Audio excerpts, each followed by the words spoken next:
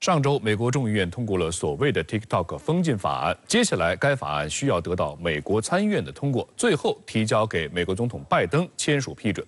该法案提出的微妙时间点、各方的表态意涵、法案前景和背后动因，成为热议的焦点。当地时间3月17号，白宫国家安全顾问约翰·科比周日表示，参议院应迅速推进所谓的 TikTok 封禁法案，迫使字节跳动剥离这家子公司。科比表示，希望看到 TikTok 被剥离出来，因为政府方面担心美国用户数据的安全。Urge the Senate to move swiftly on this. I want to stress again, over and over, that this isn't about a ban. We don't want to see a ban on TikTok. We understand there's a lot of people whose economic life... But it could ultimately become a ban. It could, but we don't want to see it banned. We do want to see ByteDance no longer in control of that application. We want to see divestiture from this Chinese company because we are concerned, as every American ought to be concerned about data security. And 在白宫呼吁尽快采取行动之际，参议院方面却表示，他们将放慢节奏来审议该法案。参议院表示，接下来1周其将非常忙碌，因为国会正忙于政府预算谈判。若不顺利，部分政府机构将在本周5不得不面临关闭。参议院多数党领袖舒默也明确指出，他不急于通过 TikTok 法案，会继续审查文本，且不会设定投票时间。美国白宫积极推动 TikTok 法案，除了所谓的担忧数据安全的理由之外，还打着让美国公司收购、抢占这块肥肉的算盘。几天前，前美国财政部长姆努钦在 TikTok 命运尚未落定的前提下，就表示他将着手组建一个财团为购买 TikTok 而投标。I think the legislation should pass.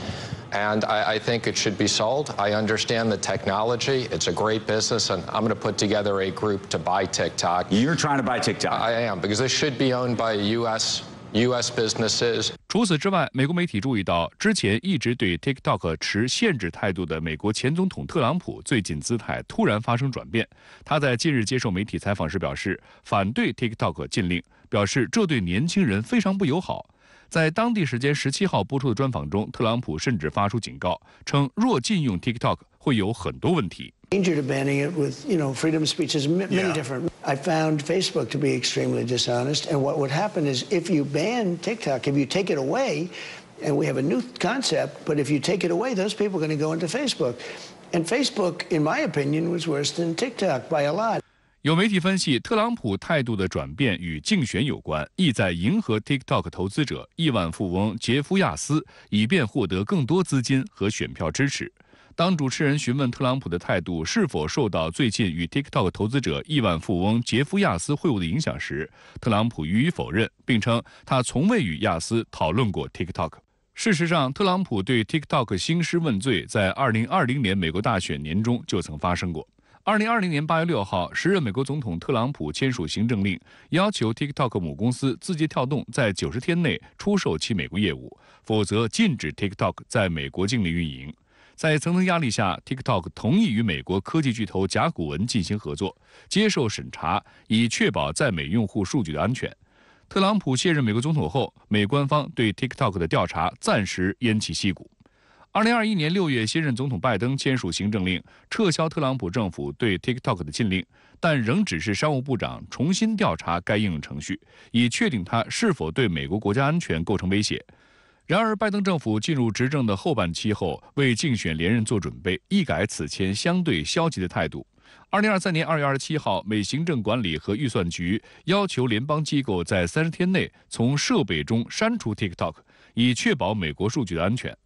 2023年3月16号 ，TikTok 首席执行官周受资就安全和隐私问题接受众议院能源和商务委员会质询，遭受猛烈抨击。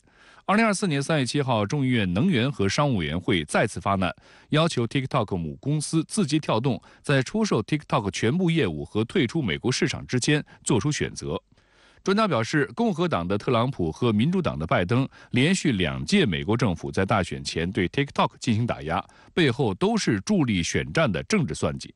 然而，将 TikTok 推上祭坛，不仅人为加剧了中美之间的紧张关系，更会损害美国作为全球科技中心的形象。